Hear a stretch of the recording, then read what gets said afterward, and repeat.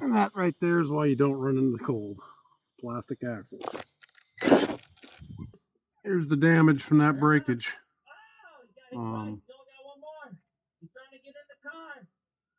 I got online and looked up what the cost for this is. At first, what I pulled up was the whole rear axle housing, and they're wanting $45 for a whole rear axle housing.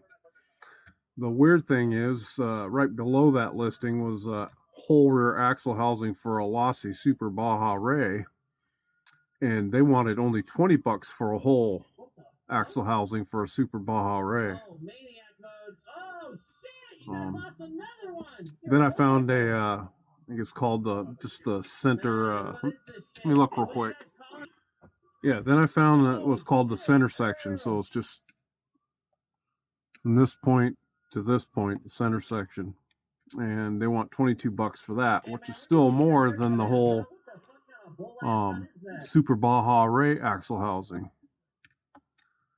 So that's a pretty wicked breakage. When I brought it back in the shed, that's when I realized that the dog bone wasn't in there, and so I reviewed the video, and just by chance, you can just barely see it. While the vehicle's crashing, the dog bone's spitting out that way. So I kind of burned it in my memory, the markings on the ground. There was kind of a U-shaped burnout that I'd made in the snow, and then a straight set of tire tracks, and the dog bone popped out right in between those two out there in the driveway, and I found it within a minute. Just going out there and almost walked right up to it. Had to look around a little bit, but pretty much within a minute I found it. So got lucky there. I would have had to wait till the snow melts away. I'm on the fence about keeping this. I definitely want to get a TRX4 Defender. I have two other TRX4s here. I could convert one, but I would rather just get, a full-on TRX4 Defender.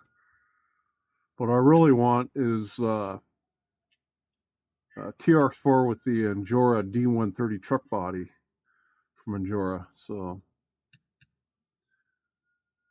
I'm not sure what I'm going to do.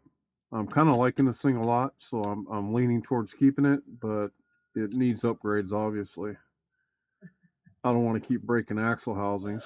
The aluminum axles, even the cheap ones, are $100, and they just look like garbage. I don't like the looks of them, versus Trill or versus Vitavon. So now you're looking at $300 for front and rear axles for this thing.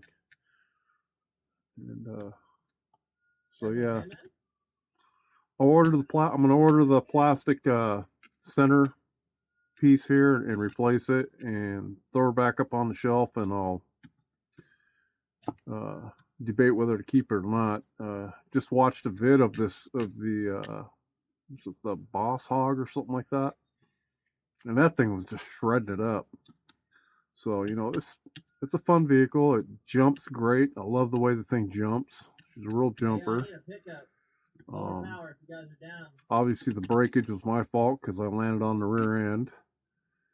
I also kind of broke the bolt in the wheelie bar. So we'll see what happens with this thing. I had a lot of fun with it. I'll put it that way. It's a cool little rig. I just hate the idea of thrashing this body and then having to replace it. So I just don't want to throw it up on the shelf and having it sit there too long. That happens with quite a few of my vehicles. And once it sits on the shelf for a while, if it's up there for almost a year, then I pretty much know I'll never get to it. And I got like 3 vehicles right now that are like that.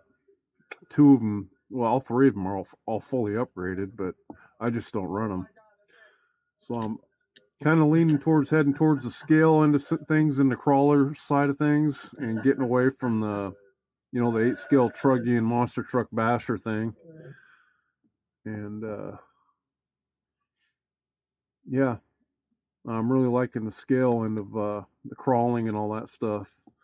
But this thing all upgraded is gonna be pretty scale and pretty fun if I keep it. It's just a matter of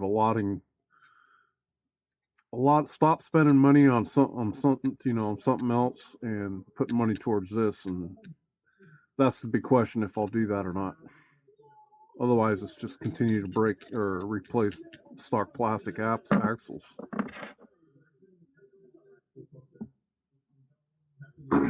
Peace.